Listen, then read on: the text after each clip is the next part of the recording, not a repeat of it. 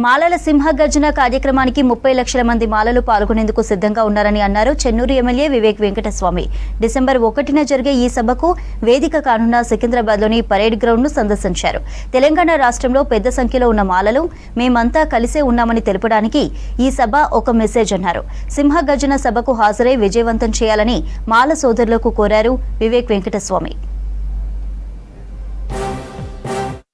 December నాడు మాలల ఆత్మగౌరవ సభ ఏదైతే పరేడ్ గ్రౌండ్స్లో చేయబోతున్నామో దాన్ని ఈరోజు గ్రౌండ్ ఇన్స్పెక్ట్ చేయడము, అరేంజ్మెంట్స్ ఎట్లా చేసుకోవాలని చెప్పి రివ్యూ చేయడానికి పరేడ్ గ్రౌండ్స్ రావడం జరిగింది. అన్ని డిస్ట్రిక్ట్స్లలో ఏదైతే మాలల ఐక్య వేదిక సభలు నడుస్తున్నాయో చాలామంది కూడా ఇదే చెప్తున్నారు. వారికి ఒక స్పందన వచ్చింది. మేము ఎట్లనన్నా 1 డిసెంబర్ మీటింగ్ని విజయవంతం చేసుకుంటాము, పెద్ద సంఖ్యలో మేమే వస్తామని చెప్పి అందరూ కూడా కంకరం కట్టుకొని ఉన్నారు.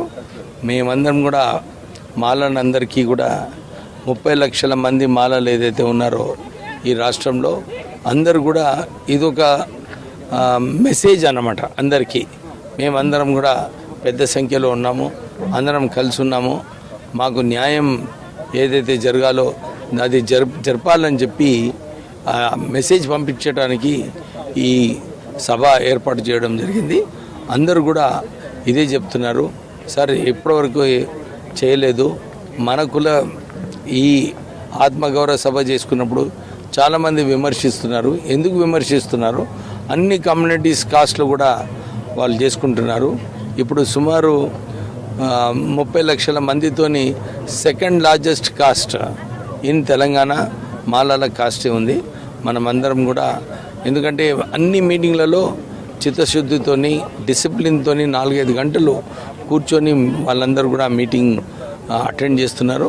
వాళ్ళందరికీ అనిపించింది మాలలకు అన్యాయం జరగొద్దు, మన సత్తా చూపించుకుందామని చెప్పి స్పందన చాలా పాజిటివ్గా ఉంది.